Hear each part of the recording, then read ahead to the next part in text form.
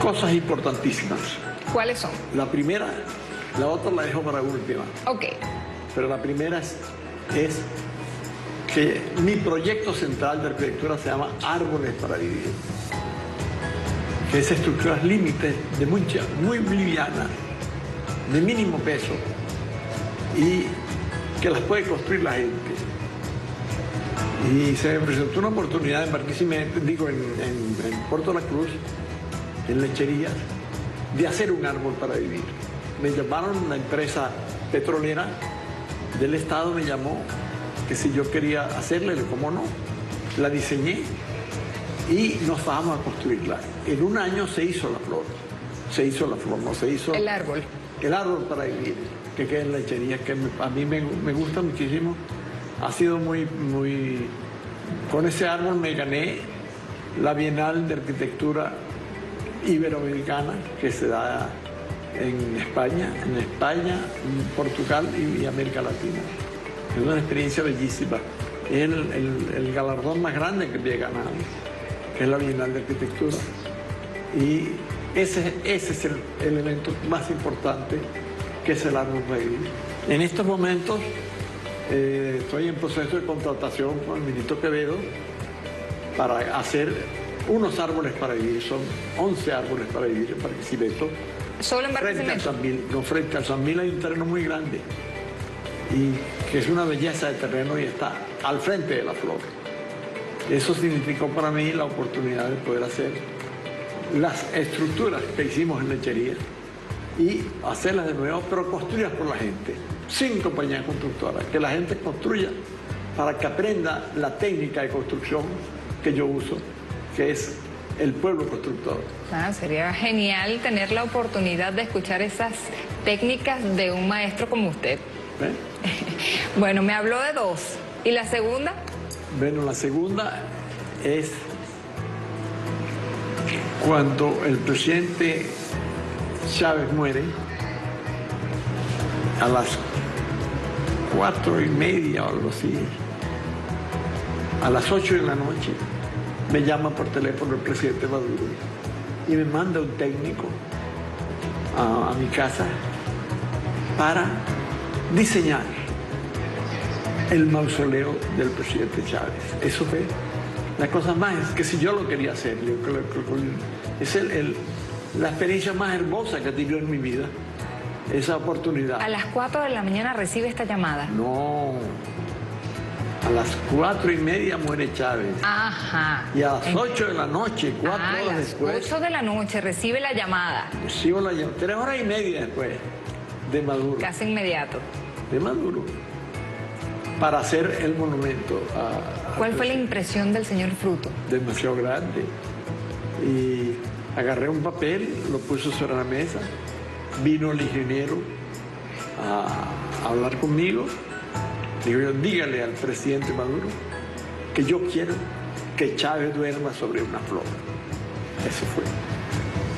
Entonces, la flor se llamó Los Cuatro Elementos.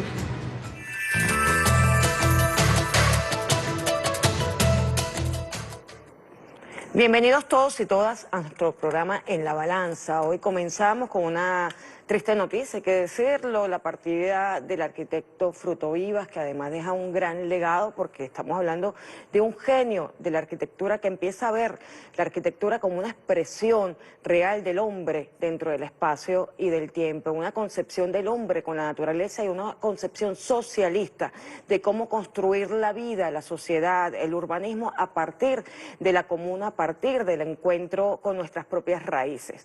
Hoy ha sido un momento difícil dar esta bienvenida al programa con esta noticia. Un abrazo para Soraya, para la familia del arquitecto Fruto Vivas, que además recordemos que fue Premio Nacional de Arquitectura, ha sido un destacado arquitecto a nivel internacional, fue reconocido en la Bienal Iberoamericana como uno de los grandes arquitectos a nivel mundial, y para nosotros ha sido un ejemplo, no solamente desde el punto de vista técnico, arquitectónico, sino un ejemplo porque además su vocación, y así lo decía, era para los pobres del mundo.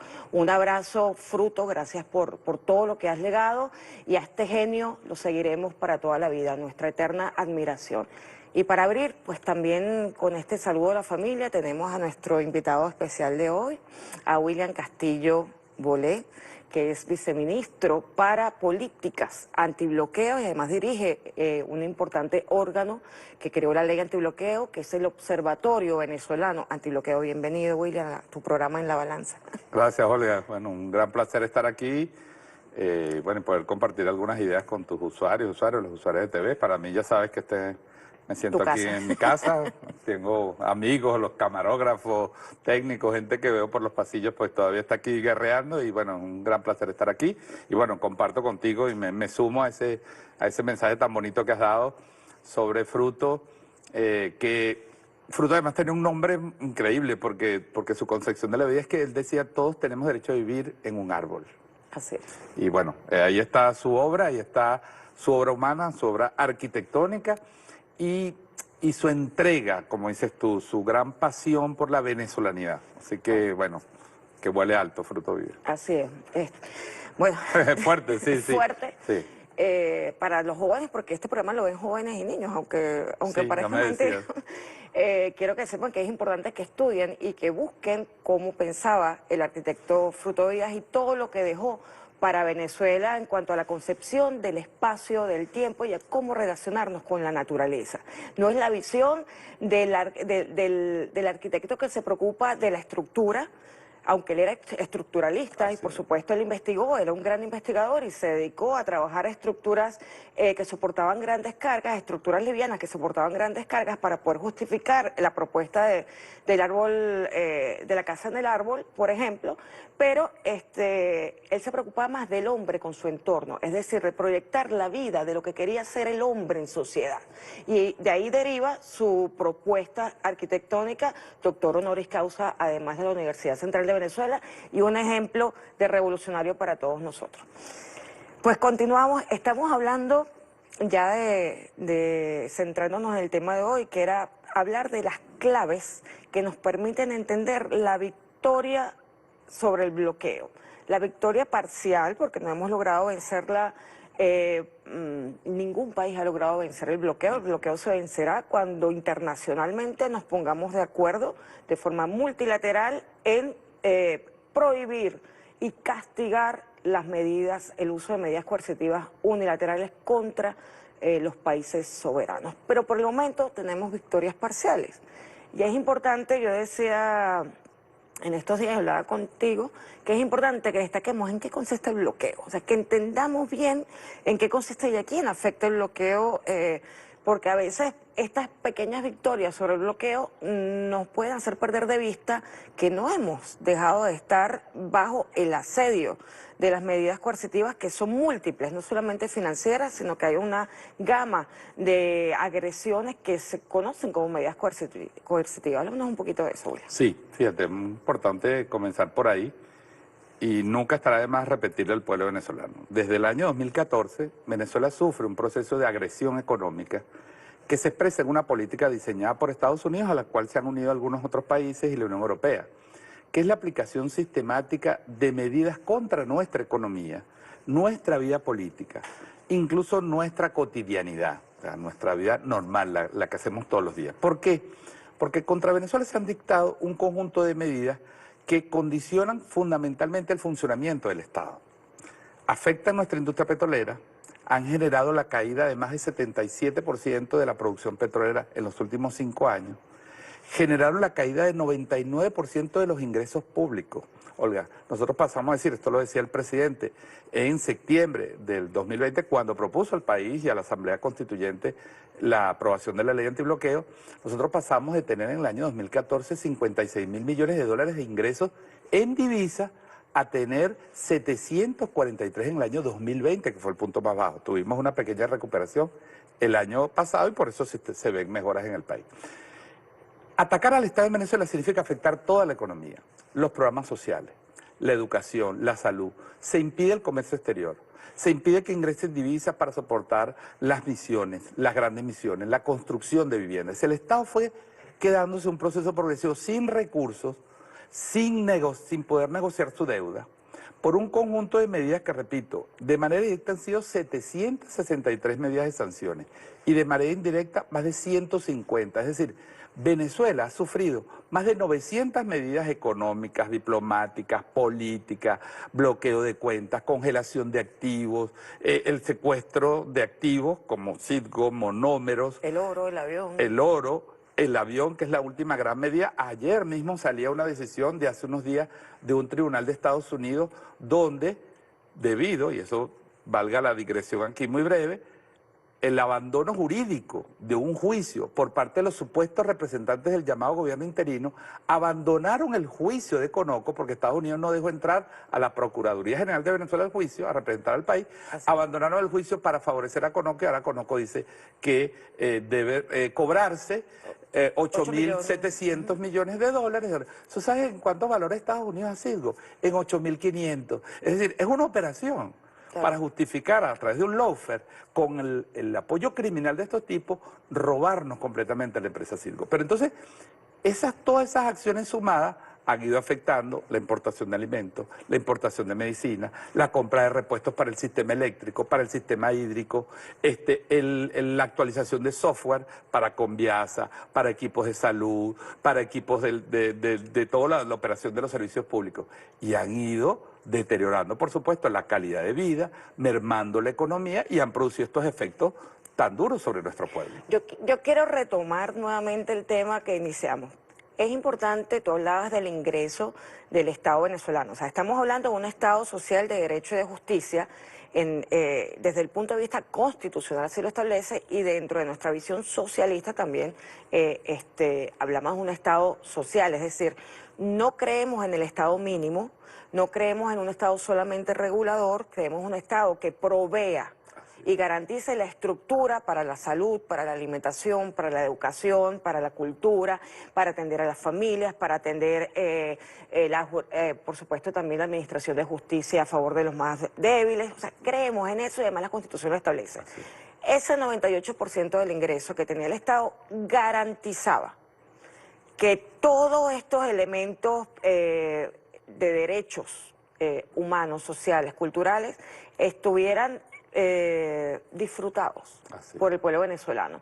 Una vez que ocurre el bloqueo, nos lleva a una situación de estado mínimo, que eso impacta no solamente en los servicios, no solamente en los derechos y en la garantía de los derechos, sino que impacta también en la administración pública, impacta en el poder adquisitivo, impacta en los salarios de la administración pública. O sea, el impacto fue grande para obligarnos a hacernos pequeñitos y a dejar desprotegido al pueblo venezolano.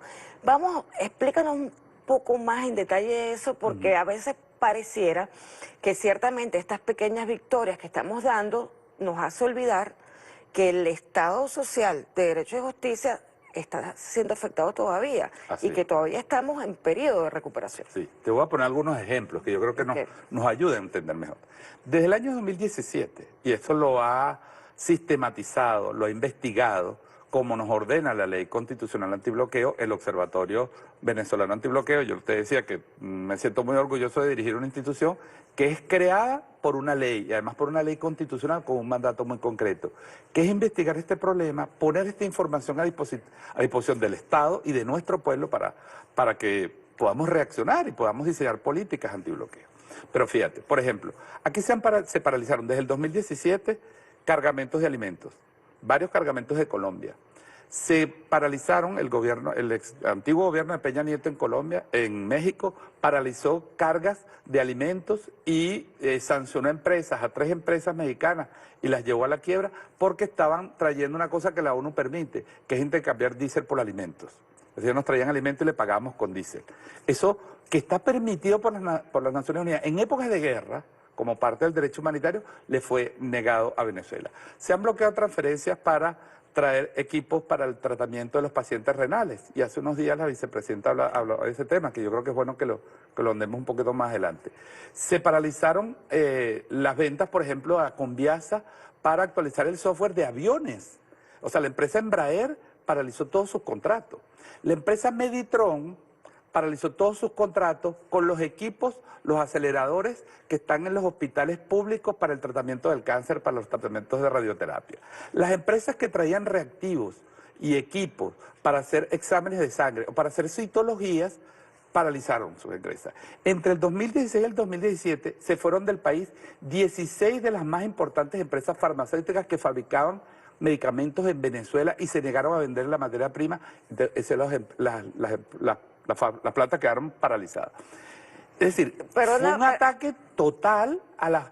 Y me estoy refiriendo solo a lo social. Yo voy a hacer un inciso, William, en esa parte, porque en ese momento en que se retiran las farmacéuticas, que además esa es una transnacional que tiene mucho poder a nivel internacional, por supuesto no solo poder económico, sino poder en el impacto que puede generar cuando, por ejemplo, hacen este tipo de jugada de retirarse. La campaña fue, se retiran porque no había seguridad en Venezuela, no había... Entonces, digamos, detrás de eso lo que había realmente...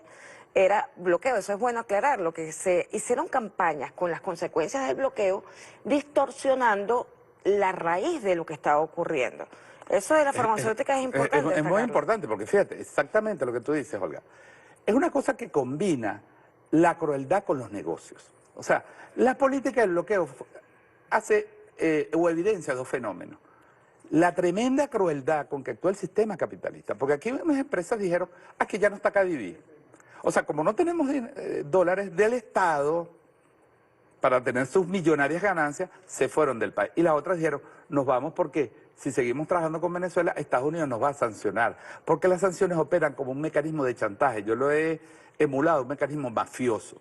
Entonces, en el caso de la farmacéutica, y es un problema gravísimo, esto está, nosotros lo hemos incluido en los informes que han ido a la relatora Elena Duján, y los informes que están en la Corte Penal Internacional. Venezuela ha entregado pruebas específicas, con documentos entregados por las mismas empresas diciendo que no pueden venir a Venezuela por el bloqueo. Y eso por eso es que decimos que es un crimen de lesa humanidad. Y Estados Unidos en su doctrina sancionatoria establece que el principal objetivo de la política de sanciones es generar dolor. Así lo dicen con esa crueldad, con esa tranquilidad lo expresan en su documento. Hay que aplicar dolor y dolor donde más duele. ¿Y dónde más duele la economía venezolana? En el petróleo, porque es el que produce las divisas. En la deuda pública, porque no podemos manejar. En el acceso a divisas, porque este es un país importador y necesita las divisas para sobrevivir. Entonces, atacaron las fuentes fundamentales de la economía pública y por sus efectos en toda la economía privada.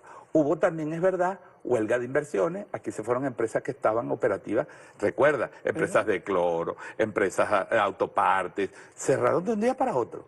¿Por qué? Porque sabían que venía una gran agresión económica, una gran crisis en Venezuela y calculaban que regresarían cuando hubiese caído el régimen.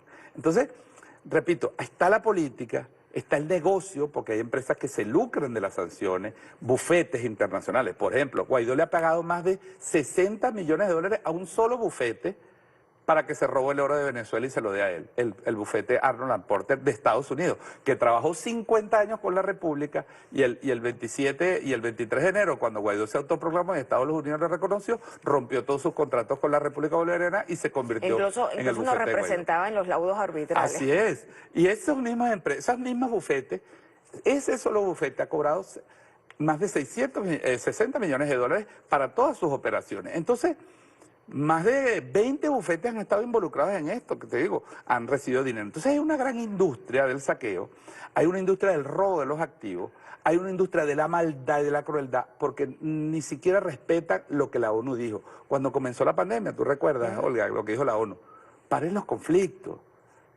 por la pandemia al menos, paren las sanciones, dijo la ONU.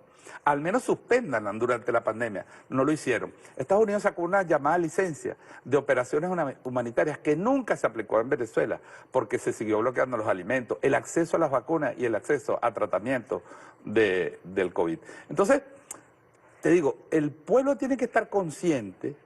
Es decir, por supuesto que Venezuela tiene problemas económicos de otro tipo, tiene problemas estructurales, problemas de productividad, hay problemas incluso en materia de manejo de los recursos, hay que hacer más transparente, más eficiente, y tenemos esas debilidades que son históricas, que por cierto se han combatido.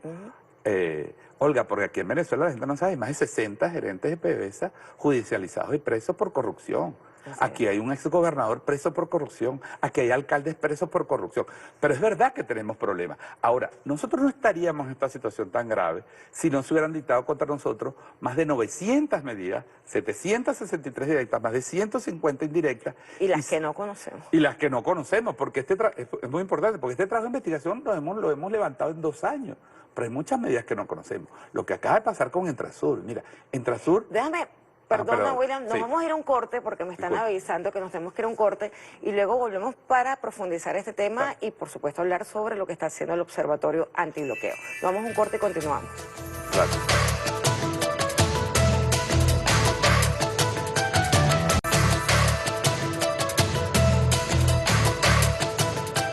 El día lunes 15 de agosto amanecimos conmovidos con una terrible noticia. A horas muy tempranas de la mañana, un incendio en un almacén del Instituto Venezolano de los Seguros Sociales en el oeste de la ciudad caraqueña, específicamente en Antímano. Un incendio en un almacén donde estaban reservas para 4 meses de atención de pacientes de hemodiálisis y peritoneal.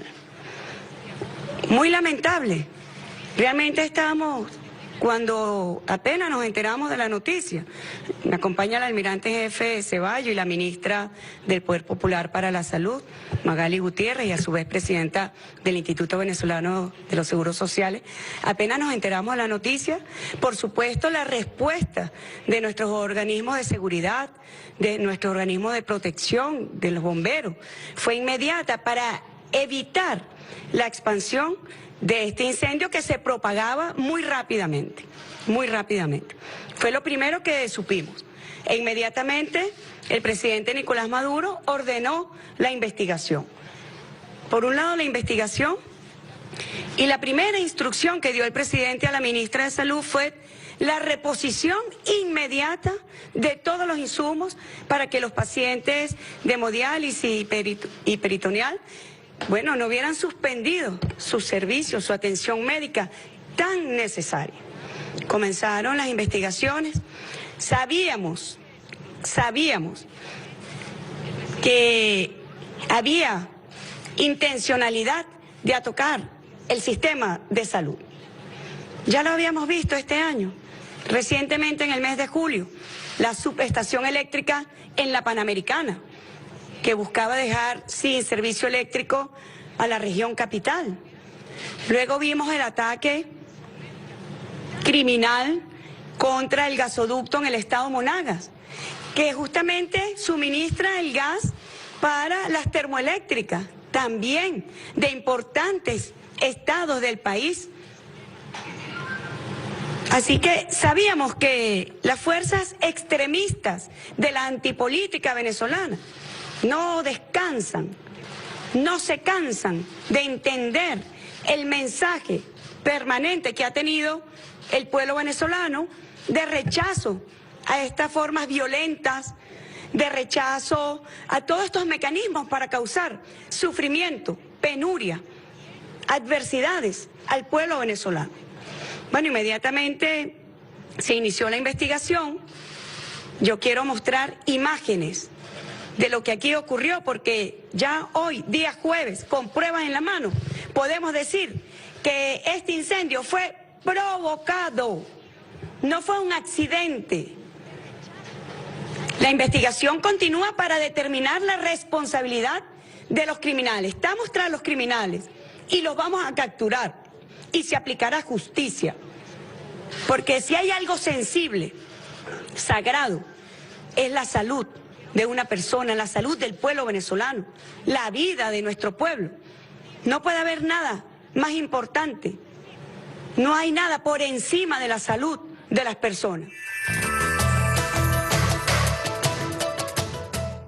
Continuamos en La Balanza con nuestro invitado especial de hoy, el viceministro para Políticas Antibloqueo, William Castillo Bolé. William, continuamos con este tema. Estamos hablando de un bloqueo feroz que tiene diferentes expresiones y los ataques terroristas forman parte de esta expresión del bloqueo. Háblanos un poco, porque hemos tenido varias ya experiencias de estos siniestros que afectan en momentos claves, afectan al pueblo venezolano. Por ejemplo, en este momento, en el caso de los insumos para hemodiálisis y diálisis peritoneal, resulta que es uno de los temas que más ha trabajado el Estado venezolano a partir de la pandemia para lograr ofrecer la insulina que fue bloqueada a los pacientes diabéticos, que efectivamente, si no tienen insulina, aumenta el riesgo de insuficiencia renal, porque la derivación negativa del paciente diabético es la afectación renal, van para procesos de tipo renal.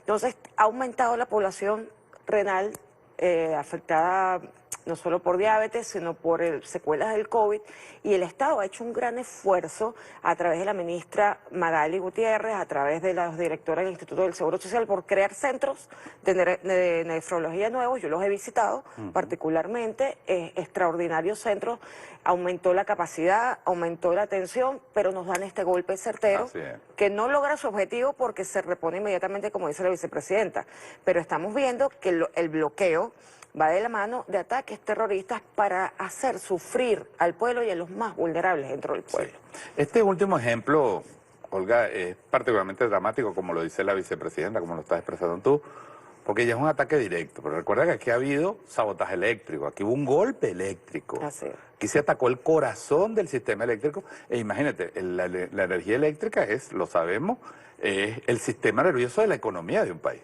O sea, porque te afecta un quirófano, te afecta una industria, te afecta el sistema de transporte, te afecta la educación, te afecta la salud, te afecta los medios de comunicación. Todos los servicios se están vehiculados por él. Aquí ha habido ataques al sistema hídrico. Aquí ha habido ataques con misiles, o sea, cuando digo misiles, un cohete, como se demostró en el caso de la refinería de Paraguaná. Aquí ha habido sabotaje en la refinería del Palito. Aquí ha habido, tú dices, ataques terroristas. Aquí hubo un intento de una invasión terrorista. Y varios intentos que se siguen combatiendo en la frontera de penetración paramilitar. Es decir, combinan la acción económica, la acción financiera, el bloqueo de recursos con acciones de desestabilización política, protestas callejeras, quema de unidades de transporte, asaltos a hospitales y escuelas como hubo durante las guarimbas en el 2017, ya con aplicación de las primeras medidas contra Venezuela. Entonces, cuando tú ves todo eso, el ataque a las máquinas del CNE, en el año 2020, para pedir que se reeligiera la Asamblea Nacional. Así es. Entonces, cuando ponemos todo eso en una cronología, y esa cronología la tenemos en la página del observatorio, yo invito Yo voy a pedir a que me nuestros pongan las usuarios imágenes del observatorio, porque tenemos esa página que es importante porque allí tienen todos los informes relacionados con el impacto, con el impacto y con las políticas que se siguen para vencer el impacto de las medidas. Aquí tenemos las imágenes. Algunas de los trabajos que realiza permanentemente de formación. Tenemos un diplomado, el primer diplomado en medidas coercitivas unilaterales que está en desarrollo, está terminando la primera corte en estos días. Y te quiero decir, entonces cuando tú me hablabas de las acciones terroristas, entonces una acción contra la salud, chicos, contra los equipos, contra los medicamentos, pero aquí hubo asalto a buques que traían gasolina a Venezuela. Aquí 4 buques con 1.200.000 barriles de no solo combustible, sino diluentes para poder fabricar gasolina en Venezuela, fueron asaltados en alta mar y su carga fue vendida en Texas y Nueva York por el gobierno de Estados Unidos. Una gasolina pagada a Irán por Venezuela. Aquí ha habido, bueno, el Entrasur, aquí ha habido prohibición en algunos países. Te voy a poner el caso, también conocido que nuestro pueblo debe saber. Aquí el plan Vuelta a la Patria, con contratos ya para la reposición de combustible en Perú, en Chile, en Ecuador, bajo los gobiernos no de los actuales, bajo el gobierno de Lenín Moreno, bajo el gobierno de PPK y de los otros bandoleros o de Piñera, le fue negada la reposición de gasolina para traer de regreso a migrantes con mujeres embarazadas, con niños enfermos, con ancianos enfermos. Entonces, es un ataque a las personas, es un ataque a nuestra migración, es un ataque a los derechos, como tú decías, sociales, económicos, es un ataque hasta el propio sentido de la humanidad de un país, a la identidad de un país. Y Venezuela ha soportado todo eso, porque aquí, y te resumo con esto, esa idea que tú vinculas lo político con las sanciones. El objetivo final de las sanciones, sí, el medio es el dolor y la agresión económica, pero el objetivo es el cambio de régimen. Y así lo dicen ellos en su doctrina. Yo creo, perdona que te interrumpa, William, que no solamente es el cambio de régimen, sino que les ha resultado más beneficioso el beneficio económico de la piratería. O sea, ya a lo mejor, porque fíjate que, por ejemplo, estos operadores del supuesto gobierno interino, al final, no querían o no perseguían el cambio de gobierno, porque a ellos les era lucrativo seguir en ese acto de piratería continuada. ¿Sí? O sea, es el negocio del bloqueo. Es una mezcla paradójica. Sí. Pero evidentemente el objetivo siempre ha sido no solo cambiar el gobierno, porque una cosa es cambiar un presidente. Acabar con el chavismo. Es acabar con un proyecto político, liquidar a su dirigencia, dividirlo. Es lo que los americanos, ¿recuerdas la expresión de Obama? Doblar el brazo, pero en sus documentos internos ahí hablan lo que ellos llaman el reset de América Latina, el rediseño. Porque ellos dijeron, aquí están surgiendo gobiernos populares, no nos preocupan, no, por supuesto que sí somos una amenaza, porque somos una amenaza como idea, como inspiración, como modelo para otros países, otros movimientos populares que pueden luchar y ven la posibilidad de luchar por sus derechos políticos y ven en Cuba, en Venezuela, en la resistencia a la soberanía, un modelo. Entonces, por supuesto que ahora cuando fracasan, entonces aparece el negocio. Entonces ahora no quieren desmontarlo porque hay tantos intereses alrededor del falso gobierno interino, bufetes, empresas financieras, los bancos. El Banco de Inglaterra, en la práctica, lo que quiere es que quede con el oro. No se lo quiere dar a Guaidó. El Banco de Inglaterra no quiere darle el oro a Guaidó. Se lo quiere quedar el Banco de Inglaterra. Y Novo Banco, un banco privado donde el gobierno de Portugal tiene el 25% de las acciones, no le devuelve porque ese dinero quebraron al banco y el dinero desapareció de los ahorristas y el dinero, más de 1.500 millones de dólares que tenía Venezuela en el Novo Banco. Entonces, los intereses financieros, los buitres financieros, los buitres políticos, los buitres jurídicos internacionales, la industria de las sanciones se lucra. Y entonces ahora no quieren desmontar una cosa que a todas luces ya es ridícula, raya en el absurdo, porque hay unos intereses económicos. Y surgen estas medidas tipo Conoco, estas medidas tipo Cristalex, que se están peleando las empresas canadienses, las empresas americanas por quedarse consigo. El conflicto que hay en Colombia, porque el nuevo gobierno razonablemente está diciendo vamos a revisar este caso, es evidente que aquí hubo una violación de los derechos del propietario de esta empresa, que es el gobierno de Venezuela, está dando los pasos y aparecen las mafias de Barranquilla, de la familia Char, de la mafia de los Char, asociados a Uribe, asociados a Duque, porque ese era el pago que ellos cobraron por el ataque a Venezuela.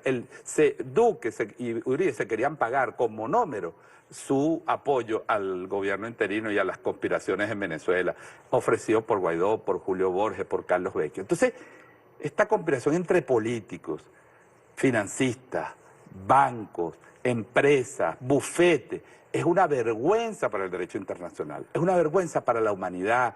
Y hoy hay, Olga, y debe saberlo nuestro pueblo, 30 países del mundo que tienen medidas coercitivas unilaterales. Esos 30 países agrupan a 28% de la población del mundo. Es un problema global, es un problema del mundo que en algún momento con esta emergencia de un mundo multipolar hay que revisar para acabarlo definitivamente. Así es. Nosotros creo que nos tenemos que ir a un corte ya.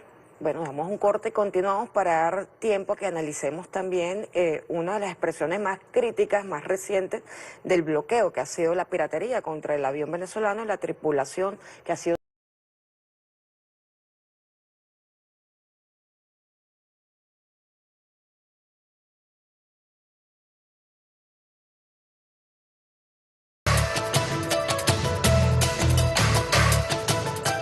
Nos va a costar a los argentinos pagar algún día una indemnización.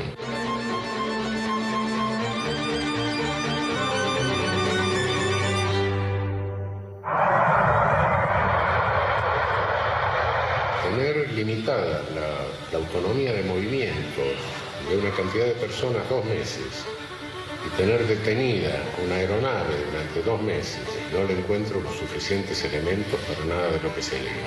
El avión es un avión comercial que venía con un destino a la Argentina, que era fundamentalmente traer autopartes para una empresa proveedora de 2 grandes multinacionales automotrices. Para mí, lo que veo hasta ahora detrás de esto es una cuestión mercantil. Y aquí tiene que haber intereses transnacionales. Intereses financieros, intereses económicos, intereses, bueno, sacar del medio a aquellos que disponen de combustible más barato y pueden prestar un servicio más barato. Treasury took action against Venezuela's state-owned oil company, PDVSA. Evidentemente, Venezuela tiene combustible barato y puede ofrecer un servicio de transporte de mercaderías mucho más barato que las otras empresas. O sea, a usted le conviene mucho más cargar combustible en Caracas que cargar combustible en México para venir a la Argentina. Así es. La diferencia dicen que es muy importante. Abismal. ¿Eh? Abismal. Y eso les permite a ustedes ser bastante competitivos en la región. Así es, eso nos permite ofrecer un precio muy competitivo en comparación con el mercado de la región. La imagen de la Argentina está bastante afectada internacionalmente en cuanto a su Estado de Derecho desde que extendemos o cedemos y nos sometemos a jurisdicción extranjera con la deuda. Una de las expresiones más recientes de la crueldad del bloqueo y de los diferentes mecanismos en que se manifiesta el bloqueo ha sido la piratería contra el avión de Emtrasur, una multinacional además de origen venezolano, pero que trabaja y presta servicio a otras empresas a nivel internacional y que fue detenida de forma ilegal en Argentina, argumentando con un falso supuesto que este avión estaba vinculado a actividades ilegales internacionales, cosa que no se ha podido comprobar porque no es cierto. Y efectivamente en este momento tenemos 19 tripulantes de esta aeronave venezolana detenidos en Argentina y sin saber qué va a suceder en este proceso que se ha convertido en una judicialización de la política de forma vista muy escandalosamente por los argentinos, porque ahí tenemos a uno de los grandes penalistas de habla hispana, que es Zaffaroni, refiriéndose al peligro para la actividad jurisdiccional argentina, que se siga con este lawfare, porque se ha entregado la jurisdicción, o sea, la capacidad de administrar justicia en Argentina, se entregó a una jurisdicción extranjera. Es decir, la división de poderes que tanto habla el gobierno de Argentina en relación a no poder involucrarse ni defender los tratados internacionales que tiene Argentina respecto a este abuso contra el derecho internacional que está cometiendo el juzgado argentino, resulta que es una división relativa, porque es que están sometidos a los poderes fácticos de Estados Unidos. Entonces, esta situación, ¿cómo la has analizado? Sí, hay varios aspectos aquí, es un caso muy interesante y que nuestro pueblo debe conocer para sacar una reflexión profunda. Hay varios temas, ¿no? El primero, ¿no? Hay, evidentemente es el avión, pero hay un tema de derechos humanos. Hay unos ciudadanos venezolanos retenidos 2 meses, sin juicio, sin acusación, porque no le consiguieron nada. Son una tripulación, hay unos ciudadanos además extranjeros, iraníes, también retenidos. Es decir, hay una violación al derecho de esas personas. Dejaron a unos bajo investigación y a los otros les dijeron que podían salir de Argentina, pero no los dejan salir de Argentina. Tienen hijos, tienen familias. O sea, hay una violación ya de los derechos humanos de un conjunto de ciudadanos venezolanos. Y luego está el tema del avión, como tú decías. Jurídicamente lo has explicado muy claro, pero nuestro pueblo debe saber lo siguiente. El lawfare tan descarado que se monta parte de una idea, imagínate lo enrevesado, lo retorcido que es la supuesta acusación, es que ellos dicen, bueno, ese avión es francés, es fabricación francesa, pero tiene unas partes que son de Estados Unidos. Y entonces, como ellos tienen una ley de prohibición de exportación de bienes, era bloqueo, sanciones contra Irán, recuerda que uno de los países más sancionados del mundo, junto con Venezuela y Rusia, y Belarus. Entonces ahora dicen, bueno, ese avión que es francés, pero tiene unas partes americanas, fue vendido legalmente con las autorizaciones internacionales por la empresa francesa a la empresa iraní, y después con todas las autorizaciones internacionales fue vendido por la empresa iraní a Conviasa. Es decir, el avión nunca tuvo esos problemas. Si ellos querían aplicar la ley de exportación, ¿por qué no prohibieron a Francia venderle el avión a Irán? ¿Por qué no cuestionaron la operación cuando Irán se lo vendió a Venezuela? Porque había una operación montada para buscar, fíjate que el avión ha ido 2 días antes, había estado en Argentina, 2 días antes. Es decir, estaban avisados que regresaba y se monta esta operación de lawfare internacional con un tribunal en Estados Unidos, instrumentalizando los tribunales para capturar este avión. Montan un show con la asociación israelita, es decir, el Estado de Israel, que es el otro operador de de este plan contra Venezuela, es el que hace la acusación, revisan el avión y no consiguen nada. Lo ha revisado todo el mundo, Raimundo y todo el mundo, durante más de 6 horas y no le consiguen nada. No le consiguen nada a los pasajeros. Se inventan una historia de que porque uno de los iraníes tenía un apellido parecido con un ex integrante y tal, que después inventaron que en Cuba se había hecho una cirugía plástica. Todo eso absolutamente descartado. No tiene ninguna relación, suena iraní, que bueno, tú te llamas Pereira y yo me llamo Pérez, pues entonces, bueno, a ti como te llamas Pereira, te van a acusar porque yo me llamo Pérez, es que se parecen los nombres, y entonces como son iraníes, a lo mejor son familia. O sea, han inventado cualquier cantidad de cosas. Entonces, es una situación que viola el derecho internacional aeronáutico, el derecho comercial, el derecho a la movilidad, los derechos económicos de la empresa venezolana y los derechos humanos. Es decir, se han tirado por el piso el Estado, como tú dices, el Estado de Derecho en Argentina, el derecho internacional, por una operación presionada por Estados Unidos e Israel contra Venezuela. Es una cosa lamentable y hay que seguir denunciando. Y bueno, Venezuela, por supuesto, va a seguir defendiendo sus intereses y va a rescatar su avión. Tiene que regresar a Venezuela. Pero como dice Zaffaroni, en algún momento habrá que plantear si hay compensación.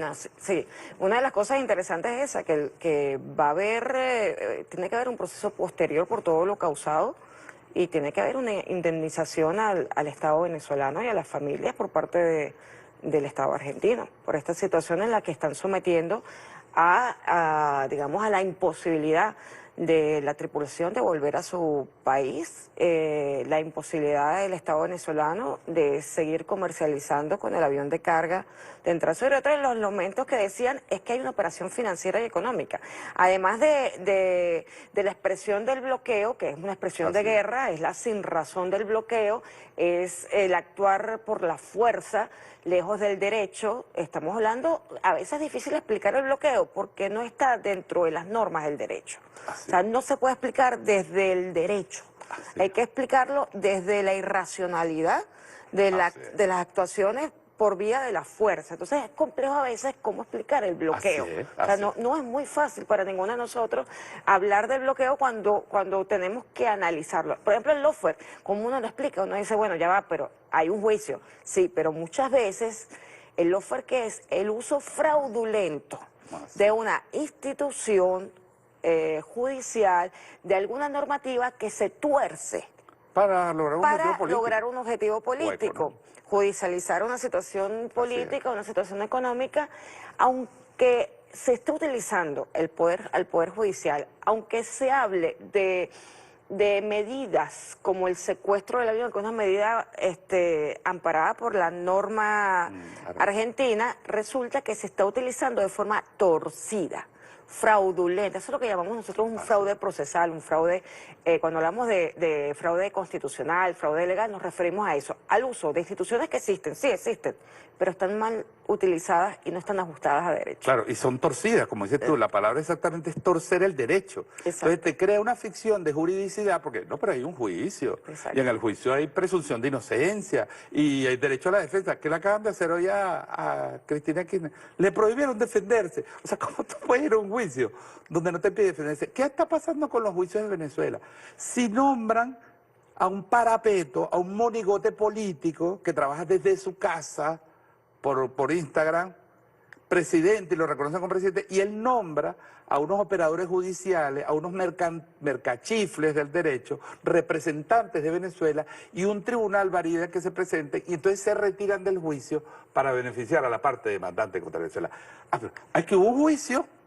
Ahí van a decir, bueno, hubo un juicio en Estados Unidos, y un juez en Estados Unidos, tú sabes, la justicia americana falló a favor de Conoco, pero hubo un juicio. Hubo derecho a la defensa, pudo ir la Procuraduría de Venezuela, pudo Venezuela defenderse. No. De hecho, en la propia decisión del juez, en la propia decisión escrita del juez, dice, Olga, es increíble, dice, bueno, tuve que tomar esta decisión porque los abogados de Venezuela se retiraron. Es decir, el juez dice, yo los convoqué, les di el derecho. Si es que ellos dicen, porque fíjate el discurso público, Olga, es que protección de activos, así no dijeron, que era una comisión de protección de activos. Luis Ignacio Hernández, el gran operador de esto, el gran negociante de todas esas empresas, de Conoco, de Cristales, para saquear a Venezuela. Y el señor Sánchez Falcón, que arruinó su hoja de servicio, prestándose para esta operación criminal en el ocaso de su carrera jurídica, para ponerse al servicio del saqueo de los activos, tienen que responder, esas personas tienen que responder algún día por la justicia, porque han hecho el acto más criminal, torciendo el derecho, como tú dices, para justificar el robo a un país. Así es. De hecho, estábamos comentando con Will hace un momento, antes de entrar en vivo, que precisamente había habido dentro de estos juicios internacionales, estos lawfare, también hay una sección que es la del arbitraje, que tiene mucha relación con la forma en que se han cometido las piraterías contra Citgo, contra activos de Venezuela, contra Cristalex, por ejemplo, en estos casos. Estamos ante una situación en la que incluso el árbitro o el tribunal de arbitraje había dicho en su momento que efectivamente no podía presentarse la representación, la supuesta representación de Guaidó, porque para demostrar que tú eres Estado tienes que demostrar dominio sobre el territorio, uso de la fuerza, o sea, tienes que demostrar que eres Estado del Estado. Claro. Y estos no podían demostrarlo. Entonces, aún así, a pesar de eso, llevaron digamos que este proceso a ejecución a un tribunal de Estados Unidos. Y es allí cuando se termina de perfeccionar el lawfare contra Venezuela y ocurre esta situación. Ciertamente es difícil porque a veces pues, es complejo el tema, pero ¿cómo hacer justicia? Claro. Y dame un minuto para completarte esa idea, que es muy importante. El caso del oro. El caso del oro está sentando un precedente internacional que va más allá de lo jurídico, político. O sea, cuando la vicepresidenta decía hace unos días que Venezuela recibió llamadas de gobiernos que tienen sus reservas en el Banco del Oro, gobiernos, claro, de África, gobiernos de países en desarrollo, países pobres, que dicen, o sea que a mí mañana, por una decisión política, porque reconocen a cualquiera aquí como presidente, me pueden quitar mis reservas. Y es verdad, el presidente que se está sentando en Londres con el juicio del oro es que tú depositas tu dinero en Londres y cuando el gobierno de Londres, del Reino Unido, decida que quiere que acoge ese oro, se lo puede quedar e impone una decisión. Porque ellos dicen, los tribunales de Londres no pueden revisar las decisiones políticas del gobierno. Esa es la doctrina de la que ellos llaman one voice, una sola voz. Entonces le dicen, no importa que yo tenga embajada en Venezuela, no importa que yo tenga relaciones diplomáticas, que Venezuela tenga una embajada, que ellos reciban a la embajadora Maneiro, hasta la invitan a los té con la reina, ¿verdad? No importa que haya cartas como las que presentó hace poco, ¿verdad? El presidente de Venezuela, las cartas donde la reina reconoce presidente constitucional de la República Bolivariana, Nicolás Maduro Moro. No, el señor Boris Johnson y su canciller, el señor Jeremy Hunt, que sale en el libro de Mark Esper, dice Mark Esper, el señor Jeremy Hunt estuvo encantado de contribuir con el bloqueo del oro a Venezuela en el Reino Unido para darle su apoyo a Juan Guaidó. Entonces, los tipos ya denunciaron, confesaron el crimen, confesaron la operación, pero la ficción jurídica es que hubo una decisión en un tribunal y entonces Venezuela no puede acceder al oro, ni siquiera para comprar vacunas. Es importante, William, tú que manejas dentro del observatorio las cifras del impacto, porque aquí, repito, hay muchas personas que nos ven que están interesadas, bueno, todos los venezolanos y venezolanas debemos estar interesados en este tema, debemos alimentar el sentimiento antibloqueo, porque es el sentimiento antiimperialista. El bloqueo es una expresión del imperialismo, una expresión del capitalismo salvaje en su más cruda representación, porque es imponerte por la fuerza mis decisiones para que tú te doblegues ante mis apetencias. Entonces es la expresión más cruda del imperio contra los estados soberanos. Pero es importante que se entienda cuál es el impacto, o sea, qué representa para Venezuela en términos de beneficios la piratería sobre el oro, qué representa en Venezuela en términos de servicios, de beneficios, la piratería con Citgo. Siempre es bueno recordarlo. Mira, si Venezuela pudiese acceder a una parte de sus recursos, pudiera hoy mismo empezar a arreglar toda la red ambulatoria del país. Toda la red ambulatoria se arregla con una parte. Venezuela hizo un gran esfuerzo, un gran sacrificio, sin recursos para vacunar a su población y ha sido exitosa. ¿Cuánto más rápido y cuántas vidas pudimos salvar si esos recursos estaban disponibles? ¿Cómo se solicitaron al Banco de Inglaterra? Se solicitaron. De los 2.000 millones que están ahí, Venezuela solo solicitó 300 millones para poder atender el COVID en el año 2020. Y ni siquiera eso. Y además le dijo al Banco de Inglaterra, depositen a las Naciones Unidas, a la OPS, a la OMS, y lo administramos con ellos. Y ellos vienen aquí a certificar que lleguen las vacunas, que la gente se vacune. Ni siquiera eso. Entonces, tener en estos momentos actuales, según las últimas cuentas, entre 5, 6 mil, pudiera llegar a 7.000 millones bloqueados. Tener activos que valen entre 10, 15, 20, 30 mil millones, que puede valer Cigo, porque ahora Cigo la están subvaluando porque se la piensan como lo pretendieron hacer con Monómero. Monómero la va a entregar a Guaidó quebrada para decirle, bueno, pero entonces Venezuela que la venda, o Venezuela que haga esto. Que se quede con los pasivos. Claro, que se quede con los pasivos o que la venda. Después que la quebraron y la saquearon y la vaciaron. El G4, todos, Rosales, Ramos Alú, Guaidó, Primero Justicia, todos participaron, todos, y hay que decirlo al país con seriedad, con respeto, pero hay que decírselo. Toda la oposición avaló esa operación. Que unos ahora estén en otra posición, bueno, se agradece por la paz, por el diálogo, pero es una realidad, y hay que decirlo.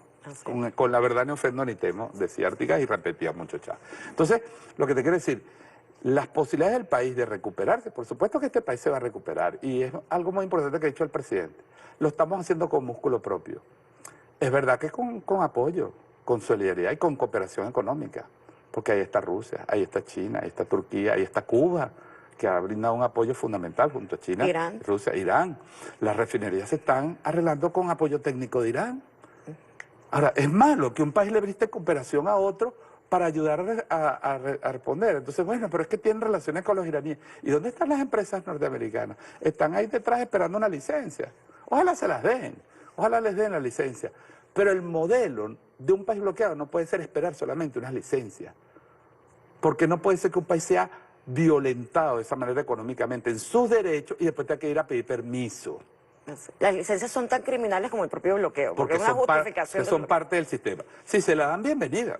Tampoco tampoco la vamos a negar. Claro. Pero yo creo que es importante que el país se le hable con sinceridad y que la propia oposición, esa oposición que hoy dice que quiere ir de verdad a unas elecciones, que quiere abandonar el camino de la conspiración, le pida perdón a este país, le pida disculpas a este país, le hable con sinceridad a ese país sobre los errores que cometieron. ¿Pero cómo que no? Nosotros también tendremos que hacer nuestra autocrítica por nuestros problemas, que los tenemos, repito. Pero hablemosle con sinceridad a este país para ver si de verdad podemos enrumbar y salir definitivamente de esta etapa nefasta que es el bloqueo y la sanción. Hay un tema que es importante en esta concientización del bloqueo y de cómo sumarnos a la lucha contra el bloqueo, que es el siguiente. Ciertamente han habido avances, hemos logrado a través de la ley antibloqueo, la ley constitucional antibloqueo, a través de otras medidas, a través de las políticas para la inversión extranjera y las facilidades ciertamente para la inversión, lograr que vuelva dinero que había salido de Venezuela en fuga de capitales, con, digamos que mejores condiciones para ello, pero eso que vemos que ha cambiado no significa que el bloqueo haya terminado. Entonces es importante identificar cuál es la situación. Ciertamente el sector privado, que solo traía el 2% del ingreso a Venezuela, pero se llevaba el 65% de lo que el Estado traía, eso hay que decirlo, ahora encuentra ventajoso traerse lo que sacó de Venezuela. Mucho es capital de retorno. Así es. Hay mucho capital de retorno. Ustedes han verificado esto en cuanto a cuánto capital de retorno está volviendo y por otro lado entender que es que la afectación ciertamente es menor, aunque no deja de ser afectado el privado, pero es menor al privado. Porque lo que se intenta es asfixiar al Estado, al gobierno y con ello a la mayoría de la población que vive o trabaja para el Estado. O sea, vive en el sentido de que disfruta de la salud, de la educación, de lo que le corresponde por derecho. Pero que también trabaja para la administración pública y que se ve golpeado por esto.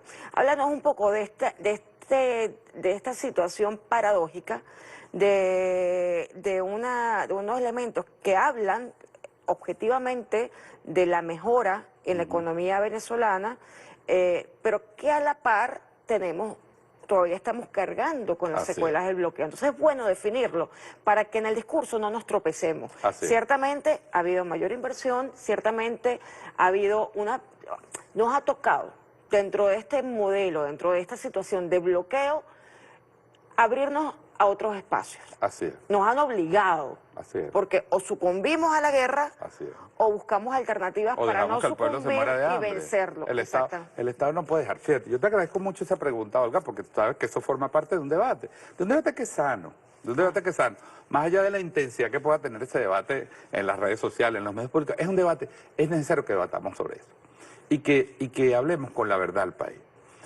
Es mentira esa narrativa que quieren imponer ahorita, hay que denunciarle que Venezuela se está arreglando. Porque parece ser que no es el esfuerzo productivo del país, no es la resistencia del pueblo. Se arregló solo. Se arregló solo, o sea, nos paramos un día y entonces se arregló solo. Ah, pero ¿a dónde te lleva eso? No, claro, no, Olga, no es que se arregló solo, es que porque vinieron unos dólares, ¿ves? Es porque el país se está dolarizando. Es decir, parece ser que los venezolanos que trabajan, que sean, voy a utilizar la expresión popular, porque es una expresión popular, no es vulgar, que se han calado el bloqueo, que lo han resistido, que sus familias han visto el impacto de esto, pero se han mantenido aquí trabajando en el campo, en las comunas, en el sector público.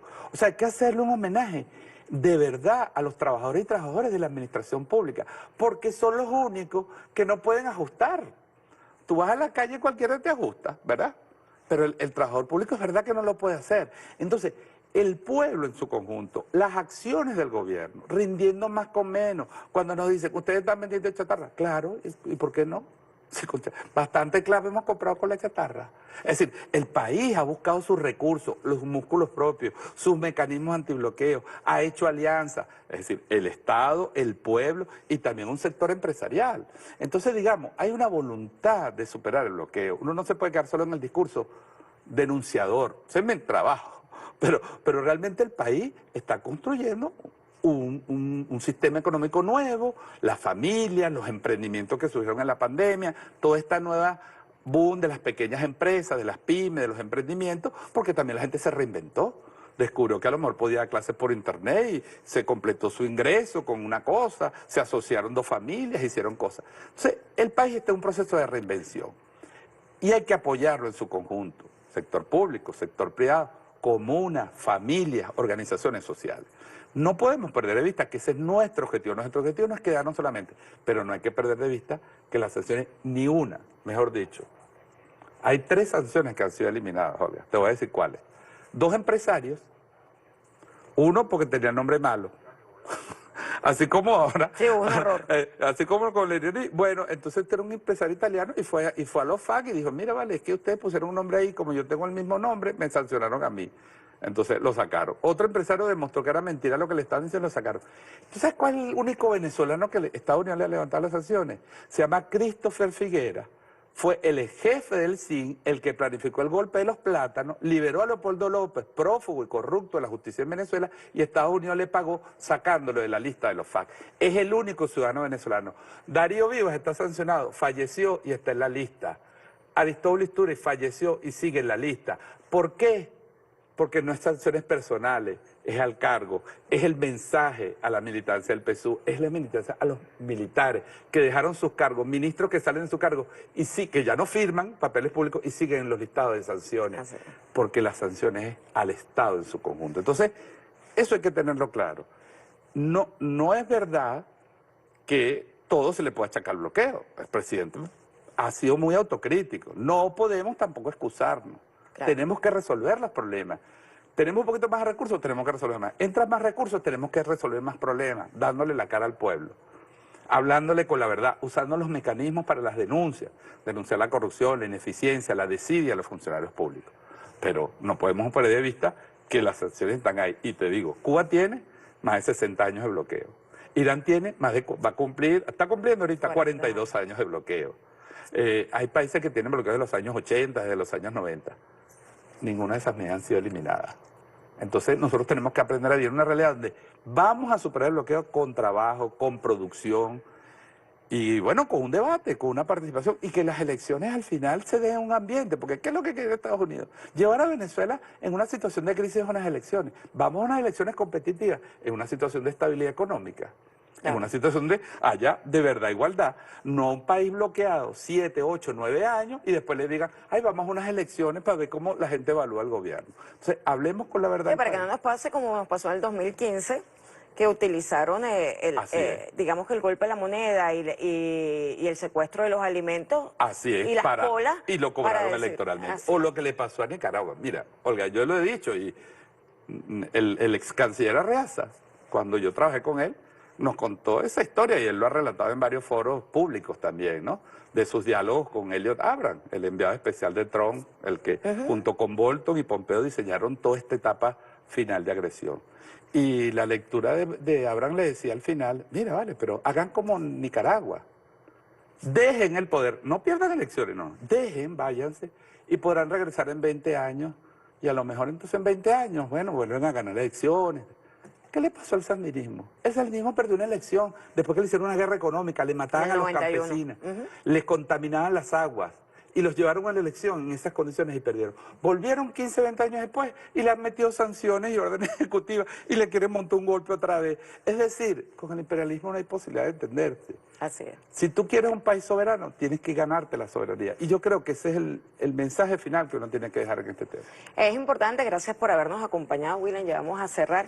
Es importante destacar el esfuerzo, el músculo propio, como tú decías, de todo el pueblo venezolano, de todo el pueblo productor, de todos los emprendimientos, de todos los hombres y mujeres que se han sumado no solo a la resistencia, desde el trabajo diario, desde la conciencia diaria, sino que se han sumado también a la nueva invención, es decir, vamos a reinventarnos porque estamos en un momento en que hay que luchar para defender el proyecto histórico de Bolívar. No es cualquier cosa, no es un proyecto de gobierno, o sea, no es un gobierno de 5 años, de 15 años, no, estamos hablando de un proyecto histórico que estamos defendiendo con toda nuestra convicción. Para los más jóvenes que nos ven, recuerden que nosotros tenemos la responsabilidad de llevar adelante el proyecto de Bolívar, que bastante ha costado traerlo nuevamente a nuestra realidad, traerlo nuevamente a la conciencia del pueblo venezolano y ahora en este momento que a lo mejor con muy buena iniciativa podemos ir creciendo porque en Colombia también hay un cambio. Entonces vamos adelante. Gracias, William, por habernos acompañado, por crear esta conciencia. Sí estamos avanzando, el bloqueo continúa, tenemos que tener conciencia de la defensa de la soberanía nacional, de la defensa de nuestros activos, de la defensa de las personas que han sido convertidas en rehenes. Estamos hablando de la tripulación venezolana, tanto de nacionalidad venezolana como nacional iraní, como el rehén Alex Saab, que es un enviado diplomático que ha sido doblemente secuestrado en este momento en su segundo secuestro en Estados Unidos, con quien también nos solidarizamos permanentemente. Nos despedimos, gracias por habernos acompañado. Gracias, Olga, muchísimas, un placer.